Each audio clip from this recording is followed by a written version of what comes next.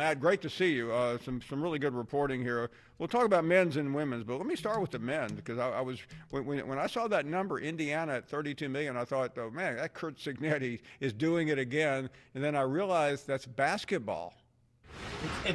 It is basketball, and a lot of Indiana fans on social media, wanted to remind me, Matt, that number is artificially high because it includes buyouts, getting rid of Woodson and his staff, and then going and bringing in a new staff. So, yeah, Indiana spent more on severance packages and buyouts than anybody else did last fiscal year. But even if you remove all of those things, the Hoosiers were still near the very top in operational spending. And I want to be very clear here. For these stories, when I'm talking about operational budgets, I'm not talking about NIL. I'm not talking about house revenue sharing. I'm not talking about athlete payroll. I wish that I was, but that information is not included on any of the financial reports that schools have to share with the NCAA or have to share with nosy reporters who file hundreds of open records requests. But we can look at almost everything else the athletic departments spend money on, from coaching salaries to food to travel to recruiting to software, everything else that makes an athletic department or a particular team run. And once we get 200 plus of these budgets, we're able to get some baselines for about what it takes if you want to be in the conversation for an at-large bid, about what it takes to be in the top 10, top 15, and some examples of schools that have spent an awful lot of money without a whole lot of results. And Indiana men's basketball over recent memory would certainly be in that category.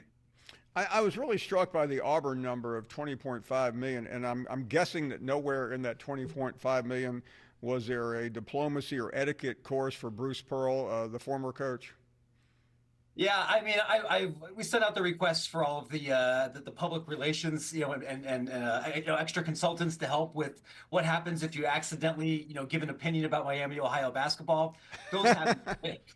But I think the Auburn number is meaningful here. It shows in the SEC specifically, even though maybe we might historically think of this as more of a football league, it's no accident. This is the elite basketball conference, but you've got five schools minimum that are reporting operating budgets for men's basketball over $20 million. Ole Miss isn't far away at a little over 18. I remember hearing the Oklahoma's new athletic director, speaking recently about, oh my gosh, we were used to lording over everybody else in the Big 12 financially, and I'm looking over my numbers here, and there's a couple of sports in the SEC where we're not even in the top 10.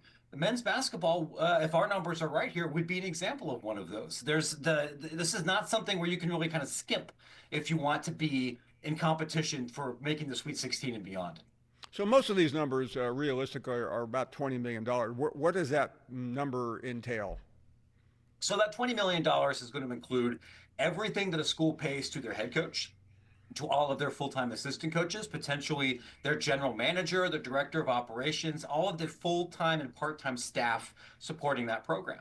That also includes all of the money that's spent on travel. That includes the money that's spent on buying home games, which just about everybody in the SEC and power conferences do throughout November and December. All of the supporting software and equipment and hardware to run practice or crunch film or data and everything else internally. And also things like food and insurance and buyouts and all of the other kind of back end work to run a program. Really, the only thing that isn't covered under this would be what you actually specifically pay the players.